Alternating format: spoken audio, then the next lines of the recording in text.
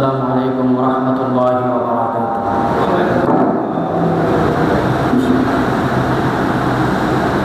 إن الحمد لله نحمده ونستعينه ونستغفره ونعوذ بالله من شرور أنفسنا ومن سيئات أعمالنا. من يهده الله فلا مضل له ومن يضلله فلا هادي له. ونشهد أن لا إله إلا الله وحده لا شريك له. ونشهد أن سيدنا وحبيبنا ومولانا محمدا عبده ورسوله الذي أرسله بالحق بشيرا ونذيرا وداعيا إلى الله بإذنه وسراجا منيرا. فقد قال الله تعالى في القرآن بالبرهان: أعوذ بالله من الشيطان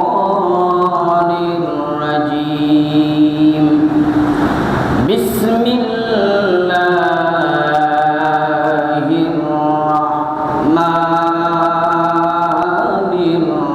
الرحيم. ربنا ظلمنا أنفسنا وإن لم تغفر لنا وترحمنا لنكونن من الخاسرين. صدق الله العظيم وصدق رسوله النبي الكريم، ونحن على ذلك من الشاهدين والشاكرين، والحمد لله رب العالمين. وقال تعالى في شان حبيبه مخبرا وآمرا: إن الله وملائكته يصلون على النبي يا أيها الذين آمنوا صلوا عليه وسلموا تسليما. اللهم صل على سيدنا مولانا محمد وعلى آل سيدنا مولانا محمد. नहीं दो जहां में मिसाले मोहम्मद जमाले खुदा है कमाले मोहम्मद। अल्लाहुम्मा सल्ली अला सय्यिदिना मौलाना मुहम्मद वअला आलि सय्यिदिना मौलाना। मुझे कुछ मिले या न मिले मोहम्मद मिले, यानी ओ साए जैसे अल्लाह मिले। अल्लाहुम्मा सल्ली अला सय्यिदिना मौलाना मुहम्मद वअला आलि सय्यिदिना मौलाना।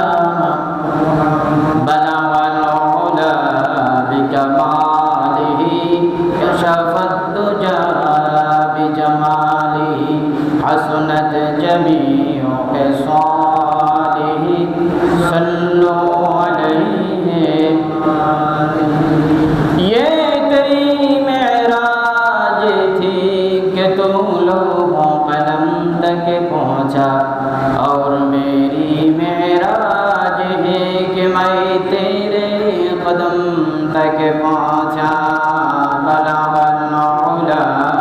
بكماله كشف الدجى بجماله حسنت جميع خصاله صلوا عليه सतेजा का रहा है अज़ल से ताइमरोज़ चरागे मुस्तफ़ा भी से शरारे मौला भी से बलागल औला बिकमालिही कशफत तुजा बिजमालिही हसनत जमीउ खिसालिही सल्लु अलैहि। উপস্থিত আজকের এই মুনাফফর মুতাবাররাক আহাব্বুল বিলাদি ইলাল্লাহি মাসাজিদুহা ওয়া আবগাযুল বিলাদি ইলাল্লাহি আসওয়াকুহা।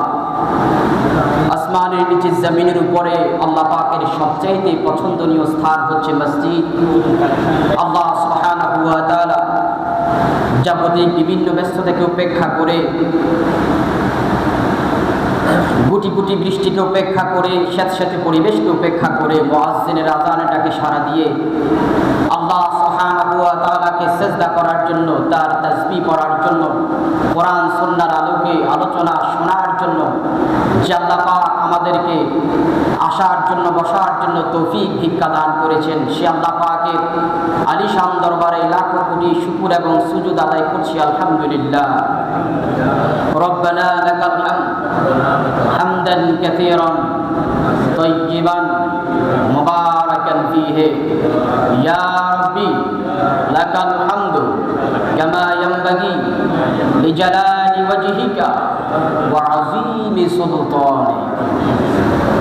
দরুদ আর সালাম প্রেরণ করছি আল্লাহর সৃষ্টি প্রধান আকর্ষণ, এই বিশ্ব সভার সভাপতি, সমস্ত নবী রাসূলদের মাথার মুকুট, শামসুল হিদায়াত, বদরুদ দুজা, সদরুল উলা, কাহফিল ওয়ারা, মিসবাহুজ জুলামি, জামিলুস সিয়ামি, আফতাবে নবুয়ত, শাহনশাহে রিসালাত, সরকারে দো জাহান, সুলতানে মদিনা, হুজুর আকরাম, নূরে মুজাসসাম, শফিঈনা, হাবিবিনা মাওলানা মুহাম্মদ সাল্লাল্লাহু আলাইহি ওয়াসাল্লামের উপর আল্লাহ সুবহানাহু ওয়া তাআলা যাকে আজ থেকে ১৫০০ বছর আগে কুল কায়নাতের জন্য রহমত বানিয়ে, সর্বশেষ নবী এবং রাসূল বানিয়ে আমাদের ভাগ্যে নসিব করেছেন, সেই নবী মুহাম্মদ সাল্লাল্লাহু আলাইহি ওয়াসাল্লামের শানে আবেগে ভরা কণ্ঠে একবার করে নিন সাল্লাল্লাহু আলাইহি ওয়াসাল্লাম। প্রিয় সুধী, একটা মানুষের সবচাইতে শ্রেষ্ঠ দৌলত কি আপনারা জানেন?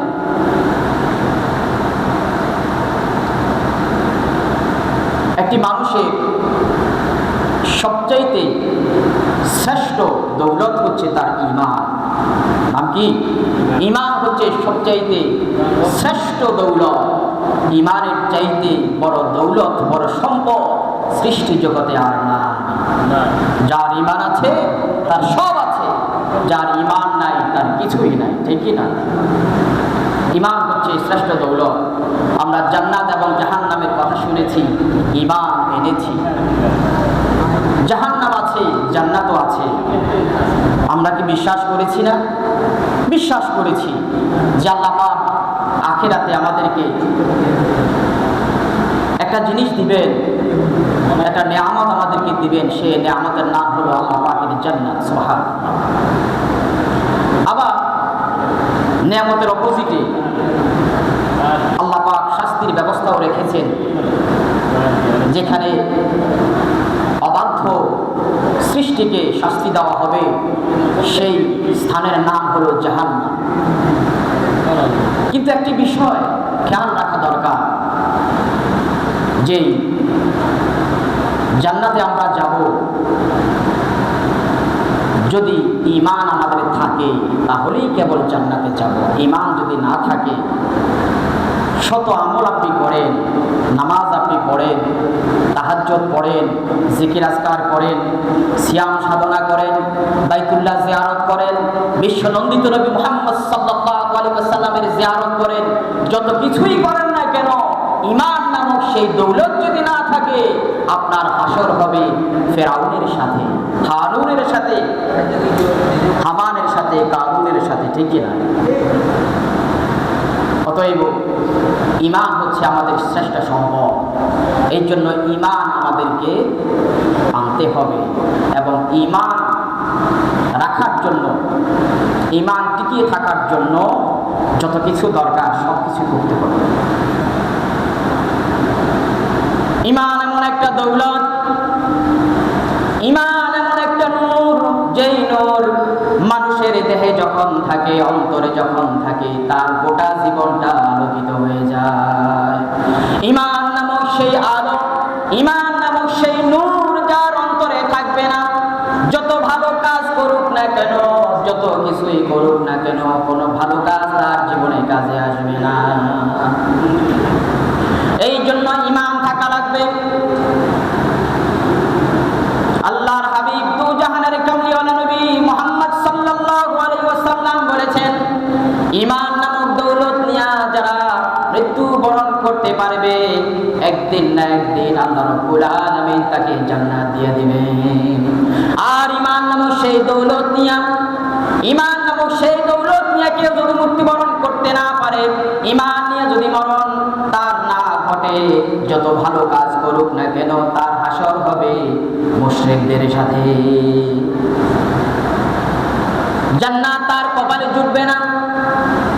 দুনিয়ার জমিনে আপনি খারাপ কাজ করলেন, নামাজ পড়েন নাই, রোজা রাখেন নাই, হজ করেন নাই, যাকাত দেন নাই, কত খারাপ কাজ, অনৈতিক কাজ আপনি করছেন, তার কোনো হিসাব নাই।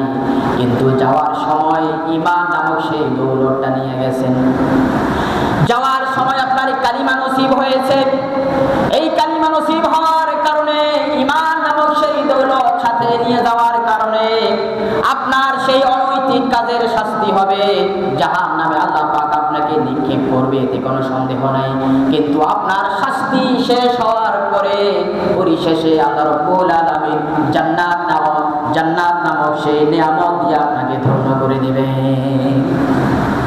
আর যদি ঈমান নামক সেই নূর না থাকে, ঈমান নিয়ে যদি মরতে না পারেন, যত আমল করেন না কেন, যত দান সদকা করেন না কেন, যতবার আল্লাহকে সিজদা করেন না কেন, ঈমান নামক সেই দৌলত নিয়ে যদি মরতে না পারেন, আপনার কোনো নেক আমল কাজে আসবে না।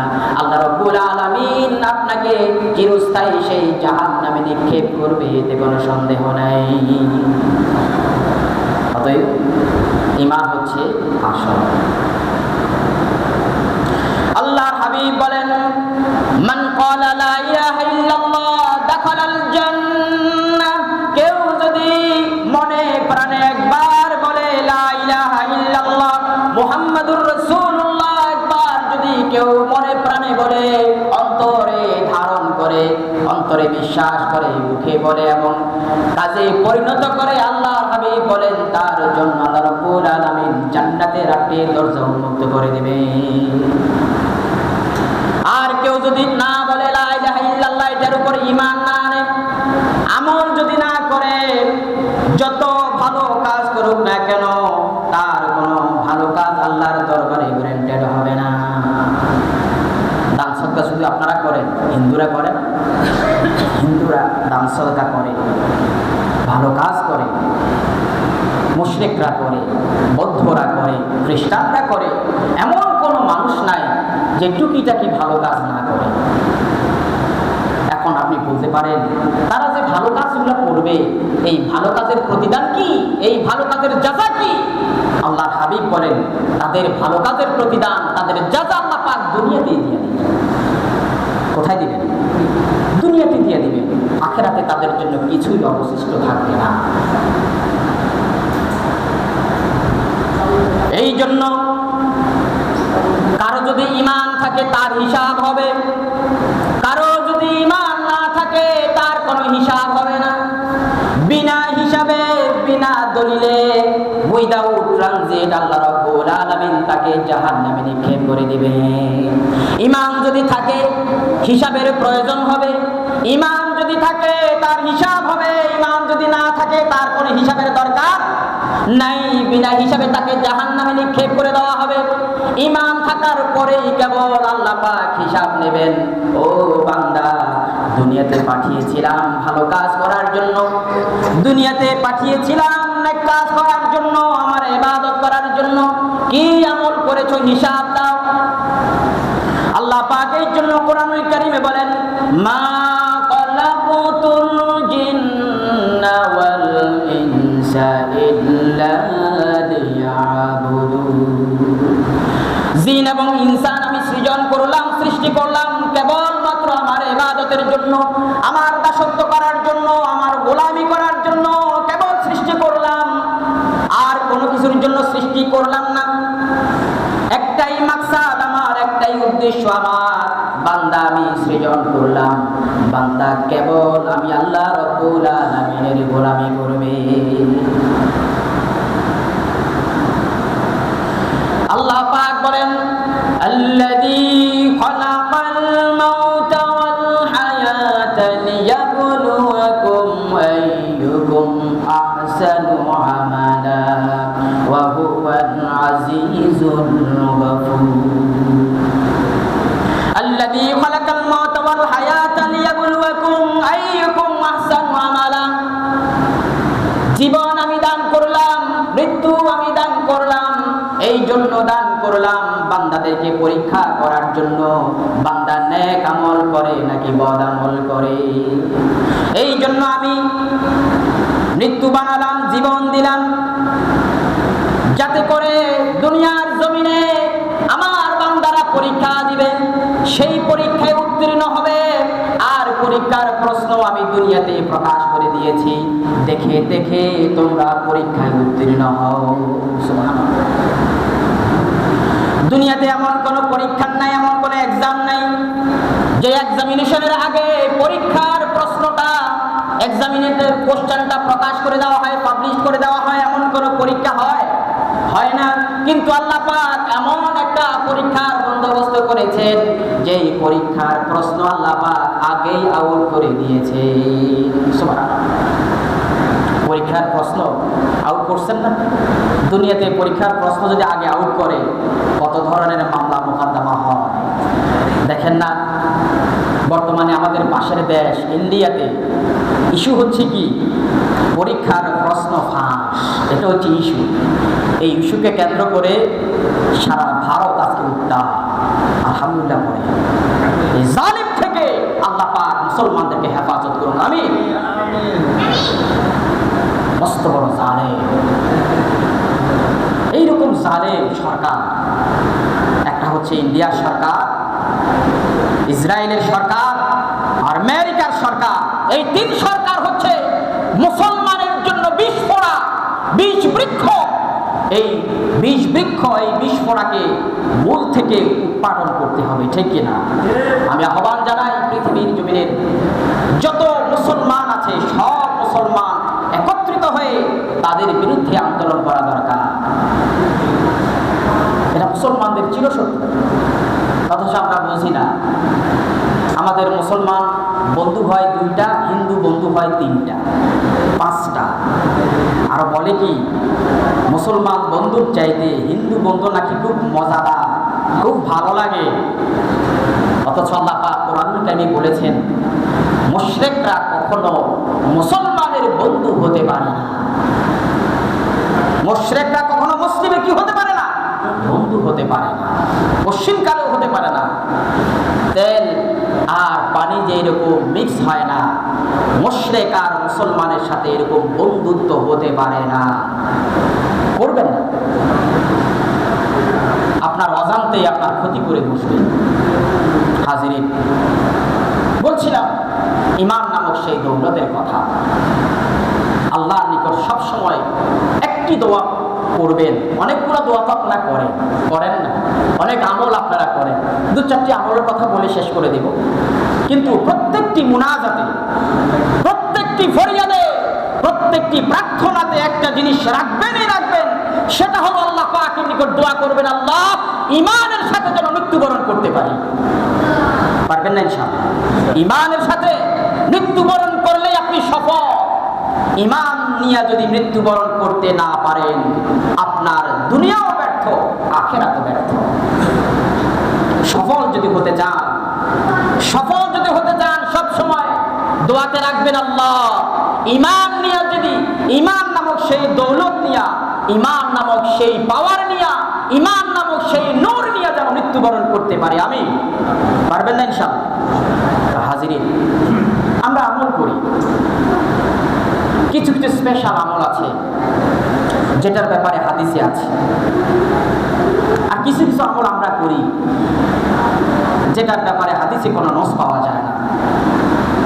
ওই যে অনেকে বলে না, এই আমলটা করবেন, এত এত সওয়াব আছে, কিন্তু আমরা যখন দূরবীন দিয়ে চেক করি, কষ্টি পাথর দিয়ে যখন আমরা যাচাই করি, তখন দেখি যে না, এই আমলের কথা আল্লাহ এবং তার হাবিব কেউ বলে নাই, অথচ আমরা এই আমলটা করি। কিছু কিছু আমল আছে যেটা আমরা করি না, অথচ সেটার ব্যাপারে নসে কোরআন নসে হাদিস আছে, আমরা সেটা মানি না। একটা উদাহরণ দিই, যেমন আয়াতুল কুরসি, আমরা অনেকেই জানি, অনেকেই জানি না। এই আয়াতুল কুরসির ব্যাপারে আল্লাহর হাবিব কি বলছেন? আল্লাহর হাবিব দু জাহানের কামলিওয়ালা নবী, বিশ্বনন্দিত নবী, বিশ্ববরেণ্য নবী, নবীকুলের সম্রাট মুহাম্মদ সাল্লাল্লাহু আলাইহি ওয়াসাল্লাম বলেন, আয়াতুল কুরসির এমন ফজিলত, জান্নাতে যাওয়ার ক্ষেত্রে মৃত্যু ছাড়া তার কোনো আর বাধা রইল না। কেউ যদি আয়াতুল কুরসি প্রতি ওয়াক্তে তেলাওয়াত করে, ফরজ নামাজের পরে আয়াতুল কুরসি তেলাওয়াত করে, আল্লাহর হাবিব বলেন জান্নাতে যাওয়ার ক্ষেত্রে মৃত্যু ছাড়ার কোনো প্রতিবন্ধকতা নাই। ঈমানের সাথে কেউ যদি এই আমলটা করে মৃত্যুবরণ করতে পারে, মৃত্যুবরণ করতে দেরি, আল্লাহর জান্নাতে যেতে তার দেরি হবে না। এই জন্য আমরা প্রতিদিন আয়াতুল কুরসি তেলাওয়াত করব। রাজি আছে কি? কে কে রাজি আছেন? হাত তোলেন। আয়াতুল কুরসি অনেকে পারেন না, শিখে নেবেন, কত কিছুই শিখেন না। নিত্য নতুন কত জিনিসের সম্মুখীন আমরা হই, কত জিনিস আমরা শিখি, কত কষ্টে একটা গান শিখে, হ্যাঁ, কত কষ্টে গজল শিখে, কত কষ্টে কত ধরনের পলিসি আমরা মেক করি, কিন্তু কষ্ট করে আয়াতুল কুরসি আমরা শিখি না। অনেকে কোরআন দেখে দেখে পড়তে পারেন না। আপনি শুনবেন, আপনি প্রতিদিন শুনবেন, কমপক্ষে 5 থেকে 10 বার শুনবেন আয়াতুল কুরসি। এখন দুনিয়া আপডেট হয়ে গেছে। এক সময় কোরআন শোনার জন্য আলেমদেরকে দাওয়াত দেওয়া হতো, ভাই আসেন একটু কোরআন পড়ে যান, একটু শুনি, পড়তে তো পারি না। অথচ এত আপডেট হয়েছে এখন পৃথিবী, আপনি ইউটিউবে সার্চ করবেন আয়াতুল কুরসি, অডিও একটা রেকর্ড আছে, ওখানে বলবেন আয়াতুল কুরসি, দেখবেন আয়াতুল কুরসি চলে আসছে। বাংলাতে লিখবেন আয়াতুল কুরসি, দেখবেন আয়াতুল কুরসি চলে আসছে। আপনি আয়াতুল কুরসি ক্লিক করবেন আর বসে বসে শুনবেন। সুবহানাল্লাহ পড়েন, সওয়াব হবে না? মোবাইলে তেলাওয়াত শুনলেও সওয়াব আছে, আছে না নাই? আছে। প্রত্যেক হরফে কত নেকি? সুবহানাল্লাহ পড়েন, প্রত্যেক হরফে কত নেকি? 10টা নেকি আল্লাহ পাক দান করে দিবেন। সুবহানাল্লাহ। আয়াতুল কুরসি না পড়তে না পারলে শুনবেন, আর প্রতিদিন 5 বার 5 ওয়াক্ত ফরজ নামাজের পরে আয়াতুল কুরসি তেলাওয়াত করবেন। এটা নিজের জীবনের সাথে বাইন্ডিং করে দিবেন, বাধ্যতামূলক করে দিবেন যে আয়াতুল কুরসি আমাকে তেলাওয়াত করাই লাগবে। আরেকটি মজার ঘটনা শুনেন আয়াতুল কুরসির ব্যাপারে আল্লাহর হাবিব কি বলছেন। আল্লাহর হাবিব মুহাম্মদ সাল্লাল্লাহু আলাইহি ওয়াসাল্লাম মদিনা আল মুনাওয়ারাতে তিনি বাইতুল মাল প্রতিষ্ঠা করলেন। বাইতুল মাল, ওই বাইতুল মাল আর এখনকার বাইতুল মাল এক না। আপনারা তো বলেই ফেলবেন, বাইতুল মাল বললেই তো মাশাআল্লাহ। ওই বাইতুল মাল এখনকার বাইতুল মাল আকাশ আর পাতাল পার্থক্য। ওই বাইতুল মালের হিসাব ছিল, এখনকার বাইতুল মালের হিসাব হয় না। না বলতে পারেন, সমস্যা আছে। সত্য বলতে সমস্যা নেই, সত্য বলবেন, বুক ফুরিয়ে বলবেন, সেটা আপনার বাপের বিরুদ্ধে হোক, তারপরে বলতে হবে সত্য সত্যই, সত্য কোনোদিন মিথ্যা হতে পারে না। সেটা আপনার বাবা হোক, অসুবিধা আছে? অসুবিধা নাই। হাজিরিন, বাইতুল মাল আল্লাহর হাবিব প্রতিষ্ঠা করেছিলেন। সে বাইতুল মালে গনিমতের মালগুলো সংরক্ষণ করা হতো। গনিমতের মাল সংরক্ষণ করতেন আল্লাহর হাবিব। সেই বাইতুল মালের কেয়ারটেকার হিসাবে, পাহারাদার হিসাবে নিযুক্ত করলেন হযরতে আবু হুরায়রাকে, রাইসুল মুহাদ্দিসিন। তার উপাধি কি? রাইসুল মুহাদ্দিসিন, সমগ্র হাদিস বিশারদদের উস্তাদ, নেতা, রাইস। সবচেয়ে বেশি হাদিস তিনি বর্ণনা করেছেন, হযরতে আবু হুরায়রা রাদিয়াল্লাহু তাআলা। আর রাইসুল মুফাসসিরিনকে হযরত আব্বাস রাদিয়াল্লাহু তাআলা, আল্লাহর রাসূলের চাচা। সুবহানাল্লাহ, কত বিশাল দেহের মানুষ ছিলেন, কত শক্তি ছিল। হযরত আব্বাস গলা দিয়ে আওয়াজ করতেন আল্লাহু আকবার, চতুর্দিকে 3 কিলোমিটার পর্যন্ত ছড়িয়ে পড়তো আল্লাহু আকবার। এখন মাইকেও সেই আওয়াজ পৌঁছায় না, 3 কিলোমিটার যায় মাইকে আওয়াজ, গলার আওয়াজ যায় না। কিন্তু হযরত আব্বাস, আল্লাহ পাক তাকে এত শক্তি দিয়েছেন, আল্লাহু আকবার বলে উচ্চারণ করতেন, চতুর্দিকে 3 মাইল পর্যন্ত আওয়াজটা ছড়িয়ে পড়তো আল্লাহু আকবার। তিনি ছিলেন হযরত আব্বাস, আল্লাহ রাসূলের সবচেয়ে ছোট চাচা। হযরত আবু হুরায়রা রাদিয়াল্লাহু তাআলা, তিনি এশার নামাজের পরে প্রতিদিনের মতো বাইতুল মাল পাহারা দিচ্ছেন। কথা শুনছেন? মনোযোগ দিয়ে শুনুন। হাদিসে এসেছে, সহিহ হাদিস, কোনো ভেজাল নাই। কি নাই? কোনো ভেজাল নাই। কষ্টি পাথর দিয়ে যাচাই করা হাদিস, কোনো ভেজাল নাই। হযরত আবু হুরায়রা রাদিয়াল্লাহু তাআলা এশার নামাজের পরে বাইতুল মাল পাহারা দিচ্ছেন। হঠাৎ করে দেখলেন একটা চোর ঢুকলো। কোথায়? ঢুকতে দেখে নাই, কিন্তু ভিতরে কি? চোর ঢুকে বাইতুল মালের মাল সামানা নিয়ে যাচ্ছে। হযরত আবু হুরায়রা পিছন দিয়ে জড়ায় ধরলেন, এই তো চোর ধরলাম। চোর ধরে চিৎকার করতে লাগলো, চোর চোর চোর। চোর বলে, ভাই মানুষকে ডাইকেন না, অভাবের তাড়নায় চুরি করতে আসছে। কিসের তাড়না? অভাবের তাড়নায় চুরি করতে আসছি। ক্ষুধায় আমার পরিবার মারা যায়, আমার মা অনাহারে আছে, আমার সন্তানগুলো অনাহারে আছে, খেতে পারছে না। স্বভাবে চুরি করি নাই, অভাবে চুরি করতে আসছি। হযরত আবু হুরায়রার অন্তরে দয়া হয়ে গেল। নবী সাহাবী তো, অন্তরে কি আছে? দয়া আর মহব্বতে পরিপূর্ণ। আল্লাহু আকবার। আবু হুরায়রার অন্তরে মায়া হয়ে গেল, চোরটাকে ছেড়ে দিলেন। ফজরের আযান হলো। আবু হুরায়রা ফজর আযানে সাথে সাথে মসজিদে গেলেন, আল্লাহর হাবিবের পেছনে নামাজ পড়লেন।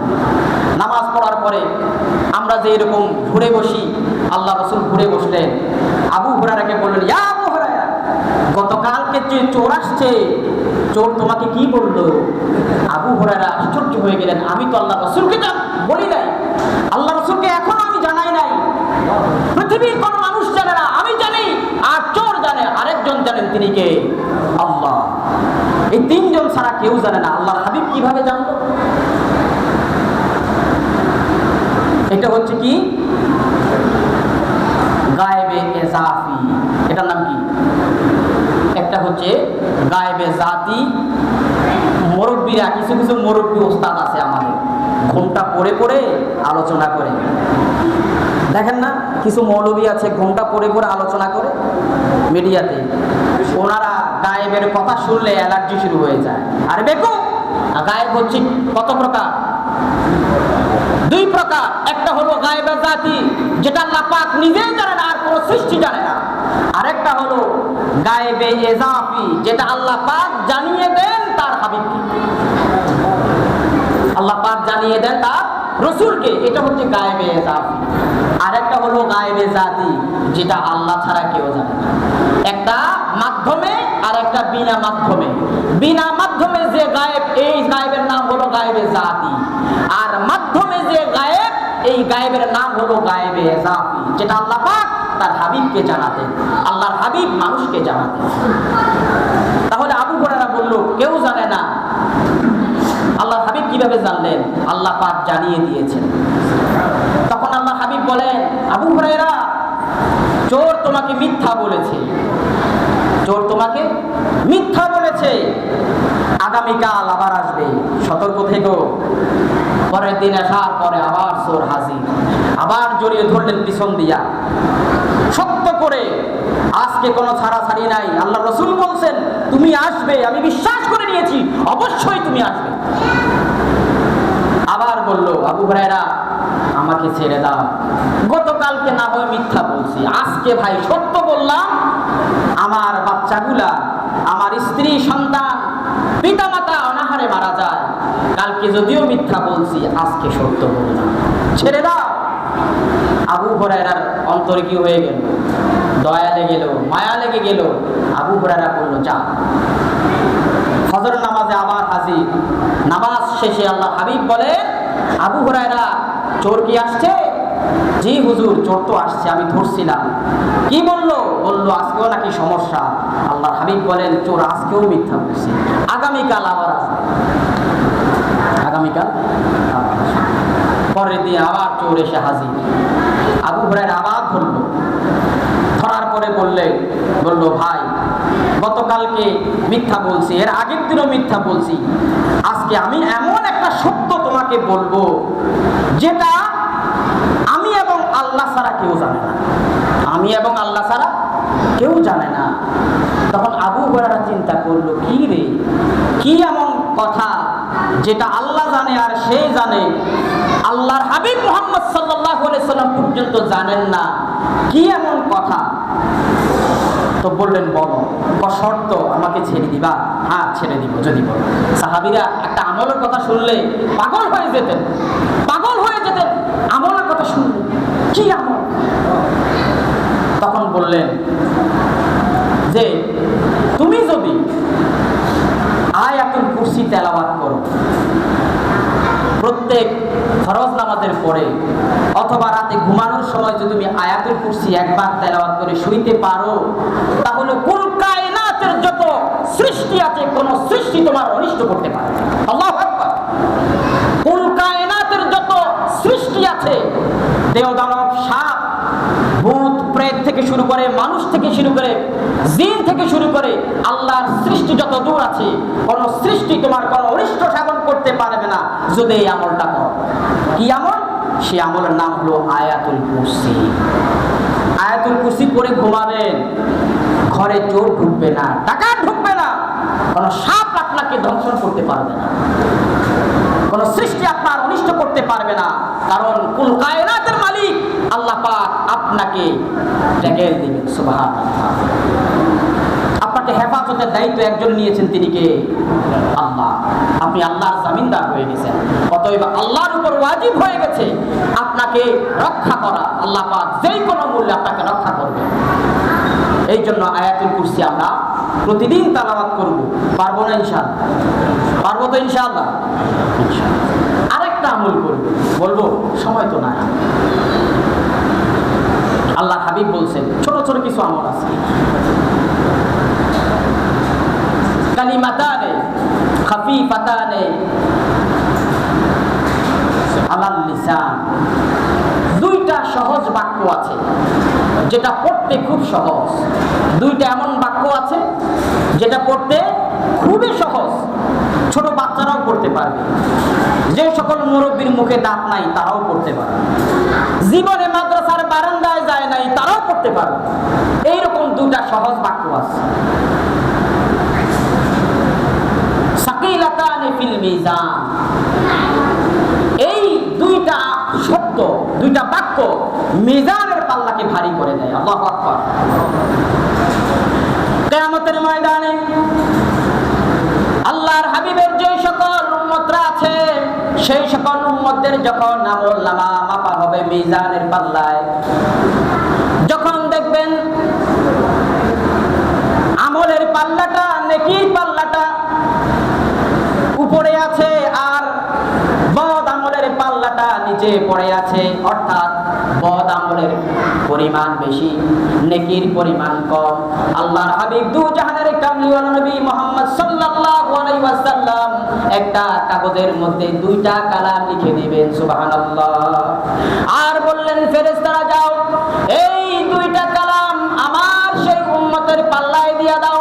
নেকির পাল্লায় যখন এই কাগজটা রাখা হবে, খোদার কসম কাগজ রাখতে দেরি, পাল্লাটা ভারী হতে দেরি হবে না। এরপরে এই দুইটা কালাম শুধু মিজানের পাল্লা ভারী করবে তা নয়, আল্লাহর কাছে সবচাইতে পছন্দ এই দুইটা কালাম হাবিবাতানে ইলার রহমান, হাবিবাতানে ইলার রহমান, আল্লাহর কাছে পছন্দের দুইটা বাক্য। এই দুইটা বাক্যর নাম কি জানেন? এই দুইটা বাক্যর নাম হলো সুবহানাল্লাহি ওয়া বিহামদিহি সুবহানাল্লাহিল আযীম। সুবহানাল্লাহি ওয়া বিহামদিহি সুবহানাল্লাহিল আযীম। এই দুইটা বাক্য কি ওজন, কি মর্যাদা, আপনি কাউন্ট করে ভুল পাইবেন না যে কি মর্যাদা। এরপরে আরেকটি বাক্য আছে, আল্লাহর হাবিব বলেন সাগরের ফেনা পরিমাণ যদি গুনাহ থাকে আল্লাহ পাক নিমেষেই পরিষ্কার করে দেবেন। সুবহানাল্লাহ। এটাও কি সুবহানাল্লাহি ওয়া বিহামদিহি সুবহানাল্লাহিল আযীম। এই বাক্যটা পড়বেন, সাগরের ফেনা সম পরিমাণ যদি গুনাহ হয় আল্লাহ পাক মুহূর্তের মধ্যে সব কিছু কি করে দিবেন? পরিষ্কার পরিচ্ছন্ন করে দিবেন। আল্লাহ পাক আপনার গুনাহসমূহ মার্জনা করে দিবেন। প্রিয় হাজিরিন, তাহলে আমরা কয়টা আমল শিখছি? কয়টা? 3টা আমল আমরা শিখছি। প্রথমত কি থাকতে হবে? ঈমান থাকতে হবে। ঈমান যদি না থাকেন, আয়াতুল কুরসি না আরো কিছু যদি তেলাওয়াত করেন, গোটা কোরআন যদি শরবত বানাইয়া খান, তারপরও কি হবে? কোনো উপকার হবে না। ঈমান নামক সেই নূর যদি অন্তরে থাকে, তারপরেই কেবল এই সকল আমল আল্লাহর দরবারে কবুল হবে। ঈমান আমাদের আছে ইনশাআল্লাহ, ঈমান আমাদের আছে ইনশাআল্লাহ। পাশাপাশি আমরা আমল করব। প্রত্যেকটি নামাজের পরে 5 ওয়াক্ত ফরজ নামাজের পরে আয়াতুল কুরসি তেলাওয়াত করব, সুবহানাল্লাহি ওয়া বিহামদিহি সুবহানাল্লাহিল আযীম করব। এরপরে তাসবিহে ফাতিমি, যেটা সুবহানাল্লাহ, আলহামদুলিল্লাহ, আল্লাহু আকবার, এগুলা পড়ব। এরপর আরেকটি কল্যাণকর একটি দোয়া আল্লাহ পাক কোরআনুল কারীমে শিখিয়ে দিয়েছেন, সেটা হলো কি? রব্বানা আতিনা ফিদ দুনিয়া হাসানাহ ওয়া ফিল আখিরাতি হাসানাতাও ওয়া কিনা আযাবান নার। আল্লাহ, দুনিয়ার যাবতীয় কল্যাণ আমাকে দাও, আখিরাতের যাবতীয় কল্যাণ আমাকে দাও, পরিশেষে জাহান্নাম থেকে আমাকে পরিত্রাণ দিয়ে দাও। সবচাইতে সুন্দর একটি দোয়া করবেন না ইনশাআল্লাহ। আল্লাহ পাক আমাদেরকে তৌফিক দান করুন। ওয়া আখিরি দাওয়ানা আলহামদুলিল্লাহি রাব্বিল আলামিন। যারা সুন্নাতুল জামাত